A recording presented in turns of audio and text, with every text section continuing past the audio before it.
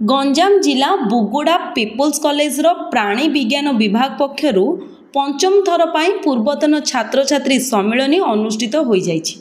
College परिसर स्थित सभागृह रे आयोजित उक्त कार्यक्रम अध्यक्ष हरिकृष्ण नायक पौरोहित अनुष्ठित होइतिबा बेले एथिरे मुख्य अतिथि भावे हेरिडिटी बायोसाइंस सीईओ गोपालकृष्ण पुरोहित, सम्मानित अतिथि भावे रिसर्च कोऑर्डिनेटर सीमा बेहेरा और सुश्री संगीता शुभदर्शिनी जोगदे विभाग प्राक्तन छात्र छात्री को मार्गदर्शक पूर्वक सेमानक उज्जवलमय भविष्य पाई कामना करथिले।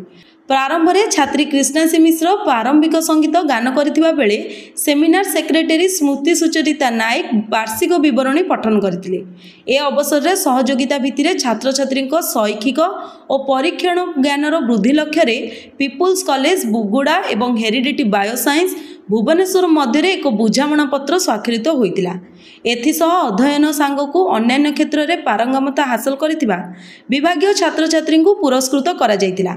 डेमोन्स्ट्रेटर रामकृष्ण नायक और अध्यापिका प्रतीक्षा साहू द्वारा परिचालित उक्त कार्यक्रम आरंभ में विभागीय मुख्य अध्यापिका कृष्णा कुमारी बार्गी अतिथि परिचय प्रदान करथिबा बेले परिशेष में अध्यापिका मधुस्मिता प्रधान धन्यवाद अर्पण करथिले।